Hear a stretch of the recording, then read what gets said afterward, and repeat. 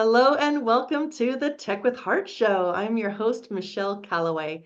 Tech with Heart is all about enlightening and empowering small business owners to embrace technologies, systems, and strategies that'll help them stay competitive and relevant in today's rapidly changing digital business landscape. And today's topic is about employee retention, employee engagement, things that you can do as a business owner to really help maintain that quality of your work family. So with me, we have a very special guest. His name is Jessper Maquindang, and he is the owner of Familead Management Consulting Company. He has got 12 years of experience working with organizations that want to improve employee productivity and engagement so that they can limit turnover rates and keep and retain their best employees. So help me welcome to the Tech with Heart stage, Jessper. Michelle, thank you for having me. I'm excited to join you today. We're excited that you're here, and I know that you really care about company culture. So we're going to go ahead and dive right in. What are some of in today's digital business landscape? Okay, so there are a lot of businesses that are still out there brick and mortar, but there's a lot, even more businesses than ever before that are doing business online. So keep that in mind when you answer this next question. What are some of the current concerns related to employee engagement in today's digital business landscape? That's a great question, Michelle. In today's business landscape, I would say the first thing is work life balance. We're always on, we're always connected. It's easy for the it's easy to forget that, and we tend to take that for granted. For example, when I was working in a management development role for a Fortune 500 company, there was one day I had my work laptop. I was at home and I had some time to spare, and out of habit, I reached out for my work laptop and started doing work. And I realized, wait a minute, that was just so easy to do. So we tend to be always connected and just take that for granted. So I would say, when it comes to work life balance, we need to be mindful and respectful of boundaries. So, for example, especially working across different time zones, I use the schedule send uh, feature on emails.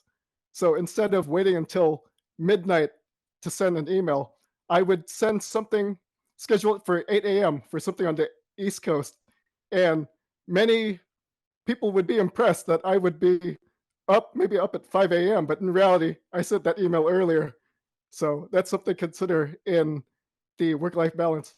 Next up is hybrid and remote. We have more and more workers who are out off site, and it's important to really keep that connection. So I would recommend that leaders and managers spend more time communicating with their employees. And I remember thinking, wait a minute, does having too many meetings lead to Zoom fatigue? But I recently met with a meeting expert who told me that there's actually no such thing as Zoom fatigue. And that made me think, it's like, really?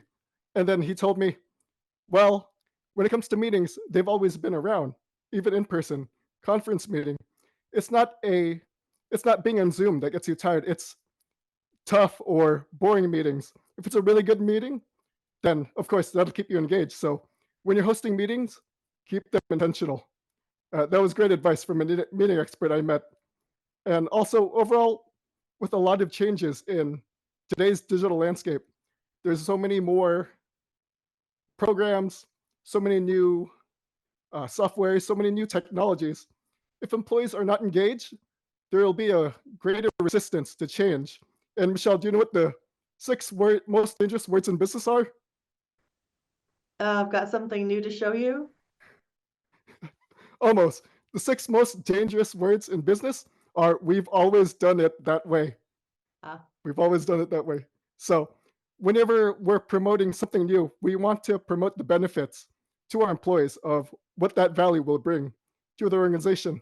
And that reminds me of so many companies that did not embrace the new way forward.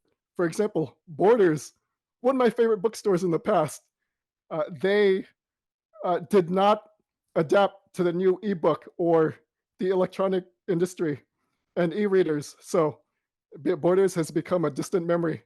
Next up, we have Kmart. When all the retailers were shifting online, they were too slow to move that way. And Kodak, I remember Kodak. Uh, when it came to digital photography, they were too slow to adapt. And again, another distant memory. Can I So, just throw a little thought in there, Jesper, on the same of vein, course, the thought that you're talking about? Because yes, Tech with Heart is here to always help small business owners embrace technology so they can stay competitive and relevant. But here's a risk.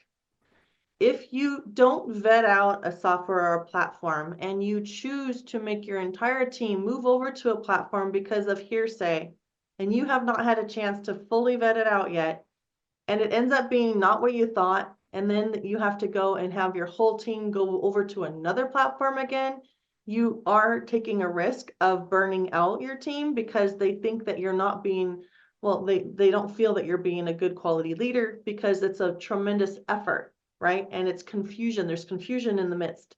So just be aware of that there are many platforms out there shining, saying, this is it, this is all you'll ever need, yada, yada, yada. But what can you do as a leader to make sure that if you are going to make that shift, that it has been thoroughly vetted? Just a little tip from me as a tech founder to you as a small business owner. Go ahead, Jesper. that's an excellent point, Michelle. And on that note, many new softwares provide free trials. So that gives an opportunity for everyone to see what works for them and what doesn't work for them before they pay the full price for adopting new software. So, excellent point, Michelle. And then lastly, for me, when I was working for a performing arts college, when I was with my team, I encouraged them to expect change and embrace change. I brought that up front. So when they were working with me, they had little or they had less surprises to expect, and they were just ready to really look forward to new changes. Well, I really like what you're sharing so far, because it is important for us to set boundaries for not only ourselves, but also have our employees be able to set boundaries and expect that those boundaries are going to be respected. Because in a digital era, we can literally communicate with each other 24/7, but be aware that if you show up that you're answering emails at 3 a.m., what kind of a precedent is that saying for you as a business? I definitely don't recommend showing up in communication. Like Jesper says, you can set emails to schedule out at a certain time. Make that time be within your operating hours, because then others realize that, hey, I can't get a hold of this person outside of these operating hours. That's respect. That's that work-life balance. Those are boundaries. Just like when, there's a brick and mortar store, the door is unlocked at a certain time and it's locked at a certain time. So just mind that for your employees as well, and only communicate with them within those bounded hours as far as when they say that they're available to work for you. That'll help gain more respect, I believe, as a leader in this digital era. All right. What are some things that would help a business owner become a better and more effective leader and or employer? So when it comes to becoming a more effective leader or employer, first off, I want to share the value of what that brings to the organization. So research shows that when employees are more engaged at work, they are they have a 50% decrease in experiencing burnout. And what does that mean? That means when employees are engaged, they're likely to put more work in, they're likely to get the job done faster, and they're more likely to go above and beyond. So that's the value of being an effective leader and employer. So the first thing I would share is I was recently reading The Laws of Lifetime Growth by Dan Sullivan. And in his book, he mentions that you want to aim to be in charge rather than to be in control. So, what does that mean?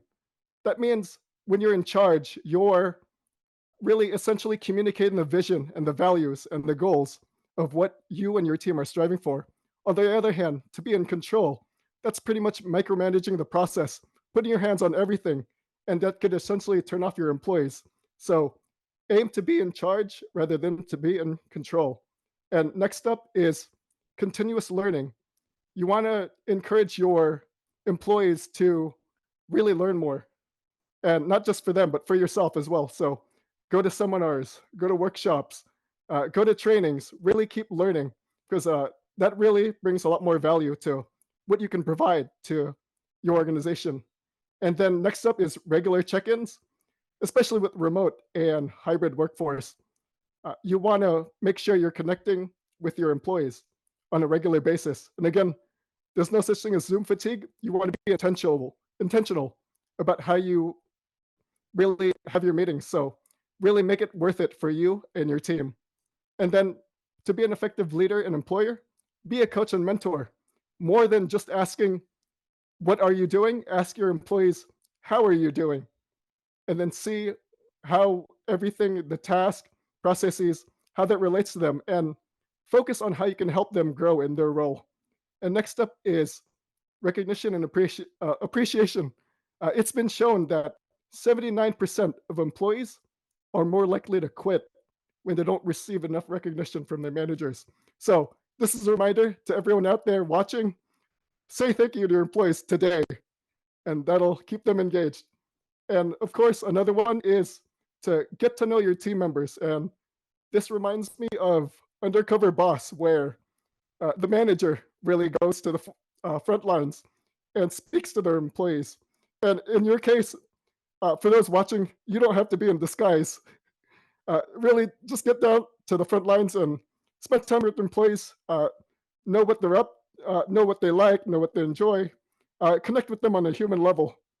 And lastly, another tip for becoming a leader and a better employer is to pretty much build an awareness of your team members' strengths. So that's not necessarily strengths and weakness, that's important as well, but knowing what drives your employees' behaviors is also gives you a better idea of how to handle situations. So, for example, as a certified guide for the Behavioral Elements program, I'll give a very brief overview. So, Behavioral Elements, it was founded by TEDx speakers Jay Johnson and Terry Bean. And pretty much the system says that there are 4 different types of behavioral drives that are connected to the elements. So, for example, that's air, water, fire, and earth. So, fire, these are the people who view life as a competition, always about winning, always about making the next sales call, just really keeping those anything related to numbers and results.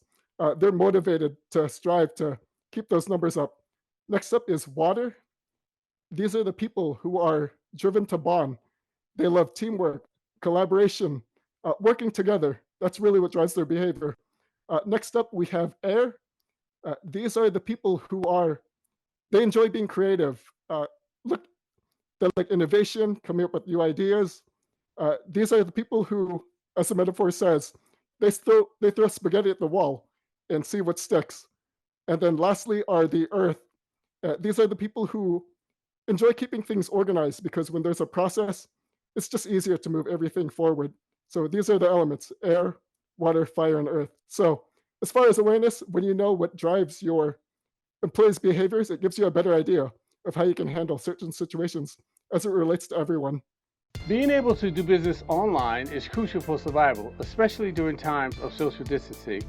So how do you survive and thrive in the sea of digital noise? It's a lot like fishing.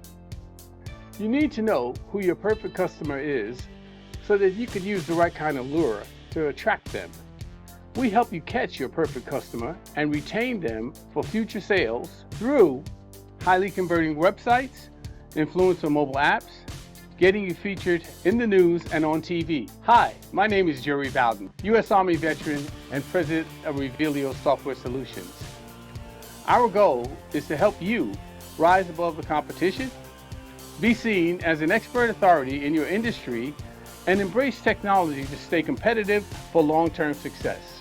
It's more affordable than you may think. So reach out to us at revealio.com and together we will make your business come alive. That's really great advice because being able to, and you really need at least one of each one of those on your team, and each one of those personalities, because they make the whole complete, sphere of success. You need to have all of that, and you need to be willing to listen to their thoughts and concerns too, and be open to that. I know it's so much easier to be really connected to your employees when your teams are small, but even as your teams grow, you should still make the investment because these are the ones who help you be successful. So if you're showing them that you actually care about their success, their loyalty and their passion to help you be successful, like he said earlier on, it just increases like magnitude. It just big time increases, and they'll stick around. We're going to move into a little bit of a tech talk now, just regarding when it comes to continuing to create that company culture and to keep that employee engagement up. What are some tools that you're seeing that are being effective in the online space? Like we were talking about, Zoom fatigue isn't really a thing. It's more or less like, are the meetings boring or not? Okay, fine. So Zoom being a tool, that is a meeting tool. So what are some other tools that you recommend leaders engage with to allow for that interactive experience with their teams? So first off, great question. I want to say, as far as it comes to a healthy company culture, it's more than just pizza, movie tickets, and take your dog to work day. Those are still very valuable. Uh, if I had those perks, I'd still take them. But company culture is more than that. As far as technology, there are many more communication tools that we can use. Slack, WhatsApp, any other messaging tools that make it easier for everyone to really have a voice in the organization. And I know there are many tools that are becoming more collaborative, like Microsoft Office, Google Workspace. They provide opportunities to really work together at the same time. And I know there are Zoom whiteboards and Google Jamboards. I don't know if that's still around, but I used to use those all the time when leading a discussion with a group. And then when it comes to having a healthy company culture in general, this will apply to everyone as well, is foster a sense of community. For me, when I was working for a travel company and I was the department supervisor, I made sure I had lunch with my team members because it got us all together. And then when I was at a management development program for a Fortune 500 company, I did the same thing. For those in the same program, I invited them to lunch to make sure we were that sense of community. And it doesn't have to be limited to lunch. For example, you can also form a book club on any topics that are of interest to you, and then get people to read it and just start the discussion to work together. And then if you have a very favorite sports team, movie, or TV show, you can build a community around that at work, and that creates great conversations. Another way to ensure a healthy company culture is to create a positive and fun work environment. So you can add games and contests, and that can apply to the work tasks. So if you have a sales team, you can make them compete for the most calls in a day, and you can give them a prize for achieving the highest goal. And you can even have a trivia on the company history or what the company goals and vision are. So there are different ways to create a positive and fun environment, fun work environment at work. And there's a community leader that I've known for years, Jason Price. He's known for saying, if it's not fun, it's dead. So when you have fun, it really makes the process more enjoyable, especially at work. Another way to ensure a healthy company culture is to support employee growth and development. So, for examples, you can bring trainers, you can even invite members from other departments to step in and tell everyone what they do, and then have your team members go around and tell other people what they do. So that's a way to train. For me, one of the ways I trained was if there was a specific process that my employees were unfamiliar with, I dedicate 15 minutes to half an hour to really helping them understand what their task involved. And another way is to celebrate failure. So what does that mean? That doesn't mean, uh, balloons and confetti when someone fails. Not necessarily. For me, when I was working for a performance arts college, after after a major event, what I did is I brought everyone together and listed out all the positives and the deltas of what happened that day. That way we can get a better understanding of what's working and what's not working. And that'll give us just better perspective and what we can do the next time. So as far as celebrate failure, you don't need balloons and confetti. That's just a way to say that uh, it's really okay to talk about what didn't work well, because that'll help everyone learn about what they can do next time. And then lastly, full participation. When you're working with your team at meetings, you want to make sure everyone has a voice. So, for example, if there's a quiet person, you can invite them to share their thoughts. So, for example, Jesper, I haven't heard you all meeting. Could you share your thoughts on what this part of the process, what your thoughts are on that? We'd love to hear more. That's something you want to invite all your employees to really put their input in. That way, when there's full participation, it really gets everyone engaged and involved in everything that's going on in your organization. So, what as far as healthy company culture, on the flip side, if employees are not in this healthy environment, what does it look like? It reminds me of Theranos, that was founded by Elizabeth Holmes, where they just took so many shortcuts. They were cutting corners. They were really private and not very transparent about their process. And really, that led to their downfall. And on the flip side, when you do have a healthy company culture, you get companies like Zappos and Southwest Airlines, where really employees feel valued about being part of that company. So there are two ways to look at company culture, and it's much better to be on the healthy side. Oh, absolutely. Yeah, you tapped into a lot of really great ways to encourage that company culture growth.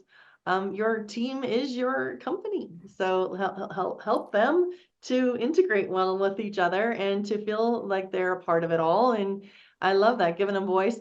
When you mentioned earlier about the earth, water, fire, air, I think it's great too when you're talking about building company culture to incorporate the strengths of those different individuals. Like, if you have somebody who loves to organize like team type facility, ask them what is the team exercise that we can do. Maybe you can put that person in charge of coming up with that team exercise, and then the other ones are going to want to have some sort of a competition. Well, what kind of a competition would incentivize you? Let's go ahead and put something out there, and then there's those who want it to be fun, right? So I love the fact that you've addressed like a tremendous amount of incredible content and value in a very short period of time, Jesper. The other thing I want to throw out there is that, because Tech with Heart is a nonprofit. And so we know, and we just did an episode last week about the value of incorporating some sort of a community cause give back, or some sort of a connection to a cause where the employees can feel that they're not only helping this business be successful, but they're impacting their communities, or like a cancer drive, if they got, there's a connection to that, to wanting to support cancer. That's another way to build company culture, is to help employees feel that your organization as a whole cares.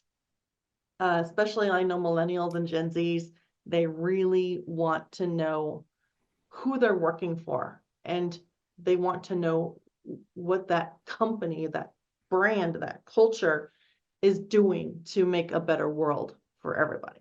There's a lot of talk about that. So I just thought I'd throw that out there. What are your thoughts on that, Jesper?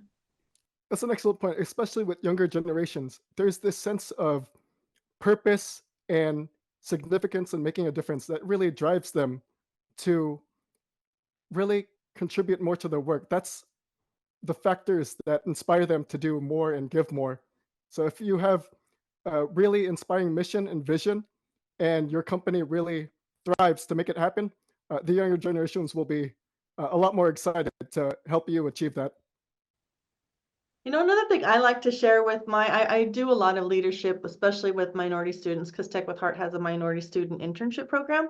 One of the things I like to let them know right out the gate is that, hey, I'm the leader. I make all final decisions. However, I value your input, and I want you to know that I'm not perfect. And I love, like you mentioned, celebrate failures, right? So like if you're able to like address the fact that, hey, we're all human, we all make mistakes, we're still learning and growing together as a unit.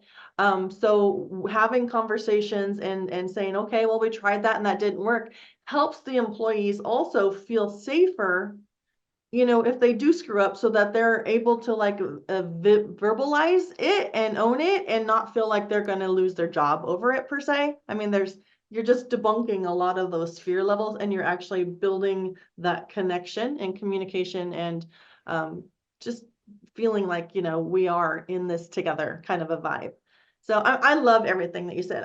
When a small business leader wants to potentially reach out to you to talk about, I don't know, do you have like an hour or a 30-minute, 15-minute consultation that you're willing to meet with them to kind of see how you can possibly help them be a better and more effective leader? Can you share that with us? Absolutely. Absolutely. I'd love to connect on LinkedIn. I do have my meeting calendar available on it. Search for Jessper Maquindang. I'm happy to connect and continue that conversation. Okay. And then also, what is a thought or a phrase before we leave this interview today that you would like to leave impressed upon those that are tuning in right now regarding this topic? So there is a formula that I want everyone to remember. I know people weren't prepared to do some math this morning, but that formula is dreaming plus doing equals innovating. So dreaming, really look for that purpose, that mission, something new. And the doing is to take action on that. There's that metaphor that I brought up earlier, throwing spaghetti at the wall and seeing what sticks. The doing is throwing that spaghetti. If you don't throw that spaghetti, you will never know what sticks in the first place. So that's the part of doing. And that equals to innovating, really taking your company to new levels, new heights, reaching new areas that haven't been explored anymore. So dreaming plus doing equals innovating. And that reminds me of the most valuable brands in the world. That's Microsoft, Apple, Meta, NVIDIA. They're always finding ways to innovate. And that's because dreaming, they really find new ideas. Action is with the doing. And as a result, they're innovating. So that is the formula I'd like everyone to remember. And that's so true today because of the way technology is constantly evolving.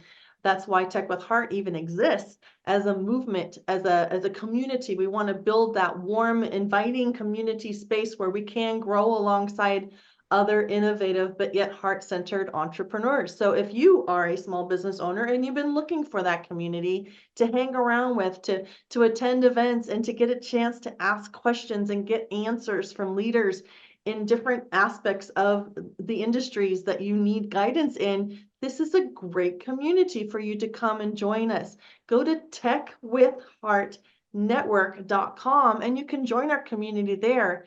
And for those of you who are being super successful right now in your business, and you are open to sharing your insights, your tips, your wisdom with other small business owners so that we can collectively be successful together, we would love to hear from you and potentially have you speak as a guest on our Tech with Heart show or even at some of our live events. Again, go to techwithheartnetwork.com and check us out. That's all about our business support program within the Tech with Heart nonprofit foundation. So we are here to serve you. We are here to encourage you.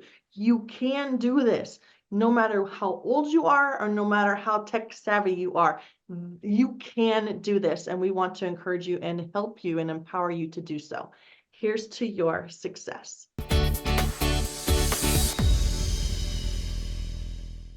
Your story needs to be seen and heard, and your brand needs to be revealed. Revealio elevates purpose-driven businesses into the spotlight through video storytelling, augmented reality video marketing, and professional website design. Get discovered online or in the news. Be featured in national magazines or host your own TV, podcast, or live radio show. Together, we make your brand come alive. All it takes is Revealio. Visit Revealio.com to get started today. Minority and service disabled veteran owned.